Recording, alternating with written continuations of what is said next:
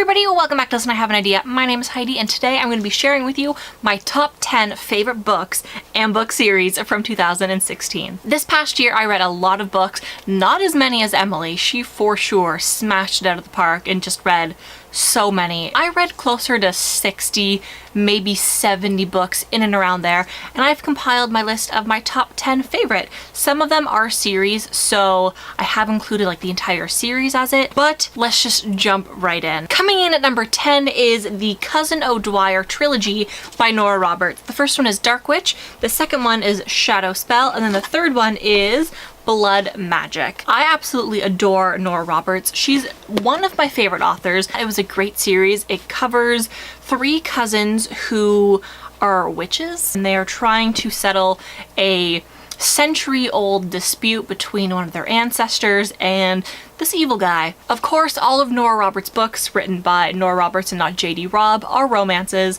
so of course each and every one has a little romance plot. Coming in at number 9 is a series that I have a love-hate relationship, meaning I hate almost every single book in this series, and I'm contemplating reading the 6th one. I do own the 6th one, but I haven't read it yet, and that is the City of Bones series by Cassandra Clare. This one is The City of Fallen Angels, the 4th book in the series, and I loved this one. This one was my favorite out of the entire series, and that is because Clare and her boyfriend Jace are barely in this book. They are the two main characters, and I hate them. They are the worst characters in the entire series. They're on par in my mind with like Bella and Edward.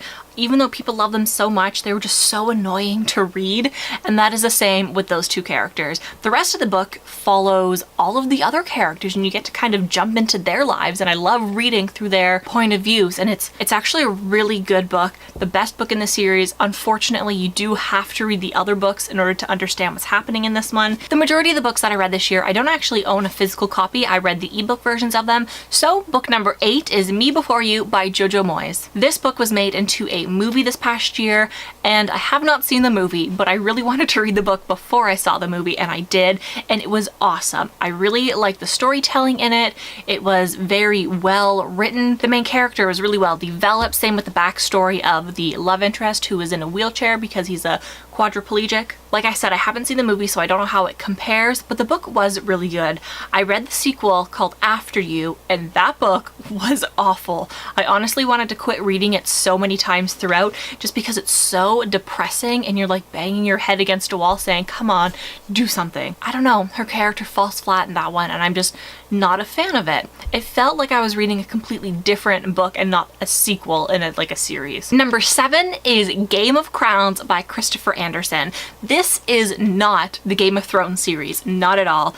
This is actually a non-fiction book called Game of Crowns that basically follows the entire British monarchy. But it's really interesting because I didn't know a whole lot about the British monarchy before I read the book. I knew like little things, but this one gets into detail. I also read the majority of it before The Crown came out on Netflix, so I knew what was going on in that show because I read the book. It's definitely really interesting to read because Christopher Andersen kind of predicts what's going to happen in the personal lives after the Queen passes away, so that was really interesting to read. Number 6 is The Bride Wore Size 12 by Meg Cabot. This is the 5th book in a series, and it's honestly such a great series, and I picked it up because the first book is called Size 12 and not Fat. I honestly thought the entire series was going to be about weight issues and dealing with it and loving your body, but it ends up, it's not. It's a murder mystery series, and it is so good. So the series follows a girl named Heather Wells, who is a reformed pop star. She was a pop star, now she's a resident dorm advisor at NYU in New York City,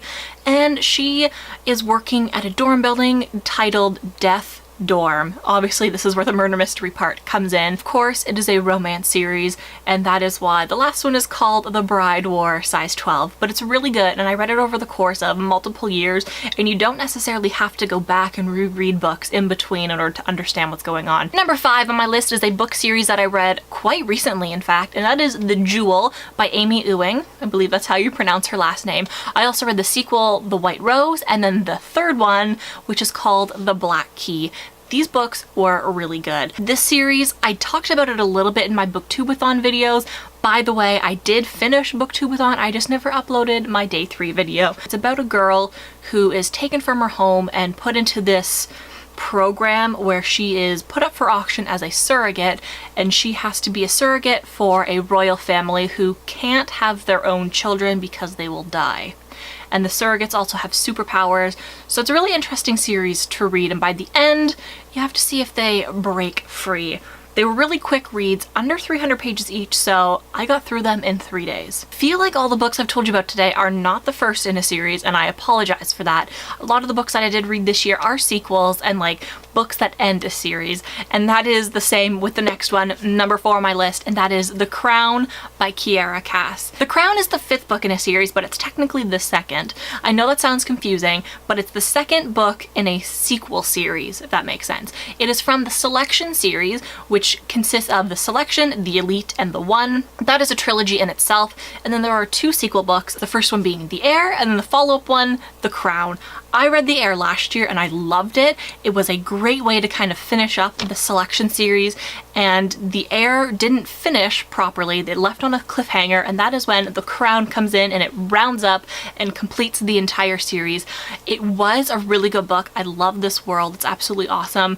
I didn't like the way the book finished though. It's better than the majority of the books that I read this year. I'm not going to give away spoilers because I think you need to read the first series in order to not be spoiled by the 2nd series, but it was really good. If you're into this kind of royal bachelor type ordeal, then you will really like this series. Number 3 on my list is Miss Peregrine's Home for Peculiar Children by Ransom Riggs. I only read the first book in this series, and it was really good. I have not seen the movie, so I don't know how it compares, but the book was really good. I love the way that it mixed an action-adventure book with historical fiction, and then with a little bit of magic and mythological creatures in with it. I thought it was a really, really great blend, and from what I've seen in the commercials and then in the trailers for the movie, it looks as though it's a little bit different. I have not read the 2 sequel books in that series, but the first one stands alone and it's really good. I highly suggest that you read it.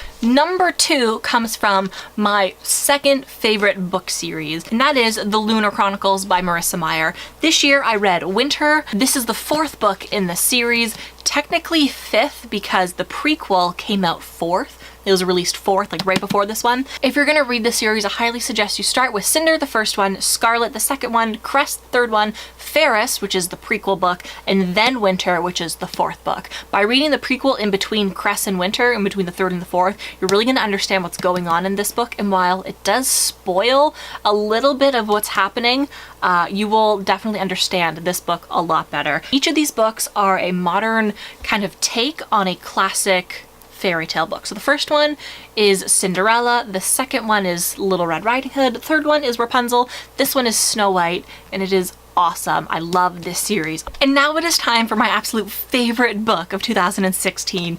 I just talked about my 2nd favorite book series, and this book comes from my favorite book series ever. I didn't think that they were going to come out with another book in the series, but she did, and it is from the Mediator series by Meg Cabot. This is the original book called Shadowland in the Mediator series, and this came out I think back in like 2000 or 2001. There are 6 books in the series: Shadowland, The Ninth Key, Reunion, Darkest Hour, Haunted, and then the last one called Twilight, no relation to the Twilight series. The series follows Susanna Simon, who moves from New York City to Carmel, California to live with her mom, her new stepdad, and 3 new stepbrothers.